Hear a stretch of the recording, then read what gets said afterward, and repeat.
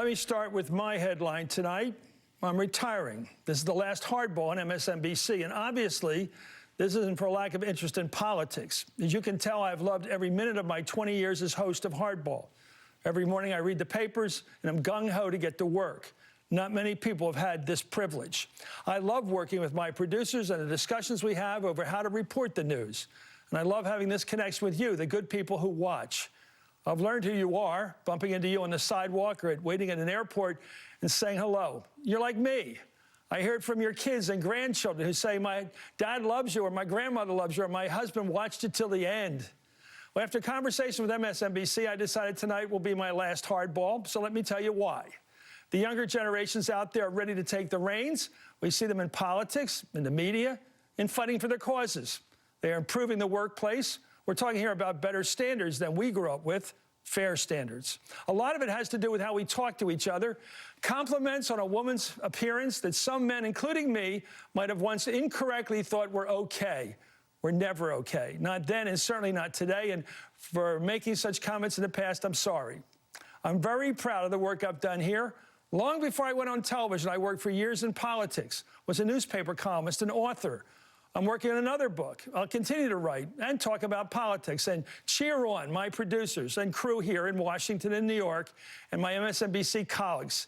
They will continue to produce great journalism in the years ahead.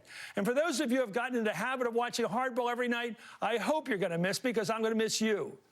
But remembering Humphrey Bogart and Casablanca, we'll always have Hardball. So let's not say goodbye, but till we meet again.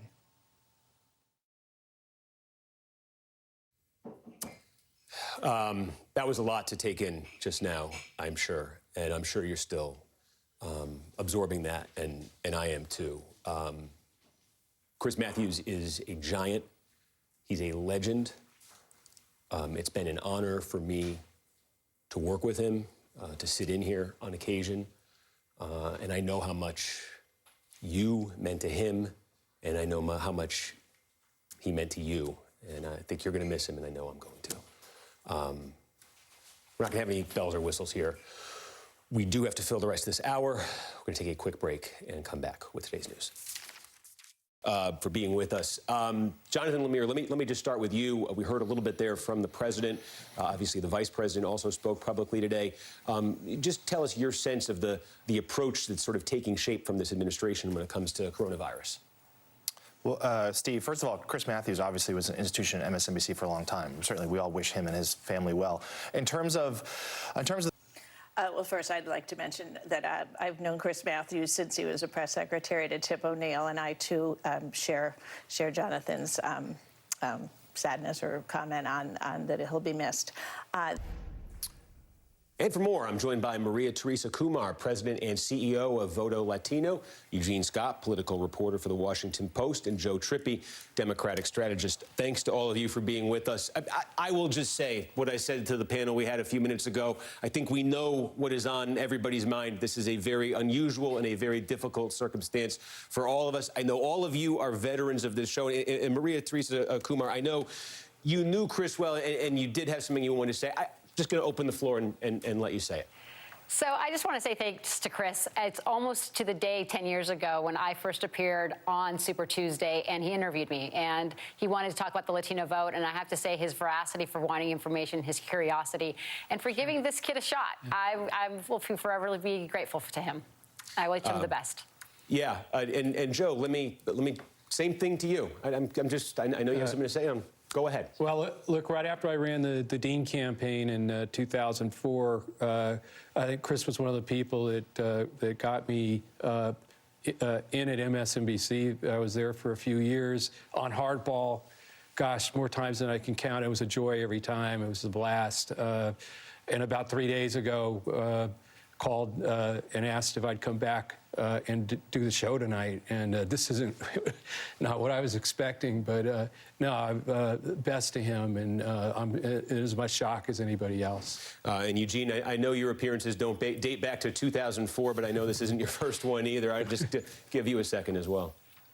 Absolutely. Within weeks of starting at The Washington Post, Chris had me on Hardball to talk about identity politics, issues related to race, and quite frankly, millennials as well. And so it's really important and valuable for him to acknowledge that a generational shift has happened and that a new day has come, and wanting to provide more opportunities for the next generation of politicos and journalists and media analysts to have an opportunity to tell the story of where our nation is going. Just as a viewer for years, I was a viewer before I was a guest anchor for this show, and he loved bringing new people on. I could see he loved hearing different stories and just trying to understand people. It's what always came through to me. Okay, the other. Before we go tonight, I do want to say a few words about tonight's news, top of this show. What I've loved about Chris Matthews is how much he loved politics. That is what has always come through to me. He knew the dark side of politics, just like we all do. He knew about the ugly and unflattering aspects of humanity that politics can bring out and even reward, the things that rightly turn off so many Americans to all of it. But Chris could see something beyond that. He could see the possibility that politics could also be used for something noble, even amidst all that human frailty. Before he came to the media world, Chris lived it as a top aide to the Speaker of the House, Tip O'Neill. I have always loved hearing Chris tell stories from those days with Tip. He also wrote about it. He is a heck of a writer. He's punchy, he's funny, he's deeply insightful.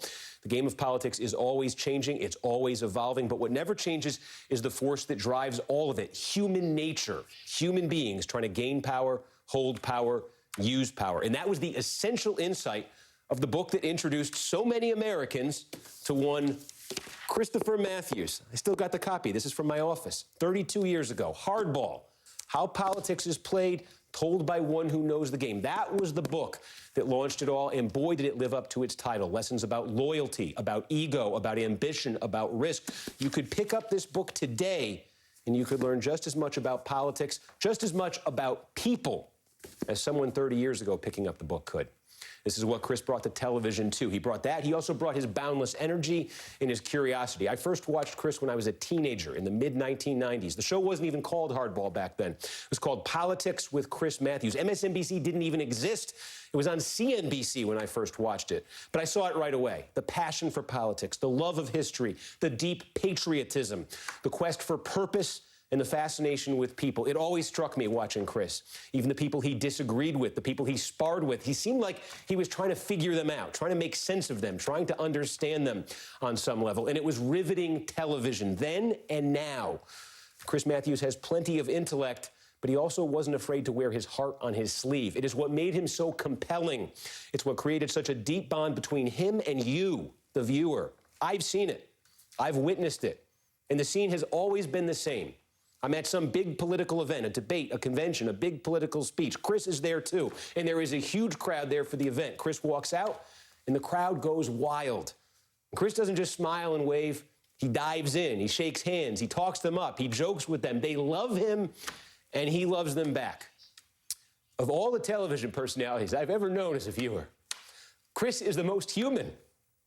And I say that as one of the highest compliments I can pay to someone. I'm sorry. I think you got him, and I think he got you. And all of us are going to miss him. That's Hardball for now. Thanks for watching. All In with Chris Hayes starts right now.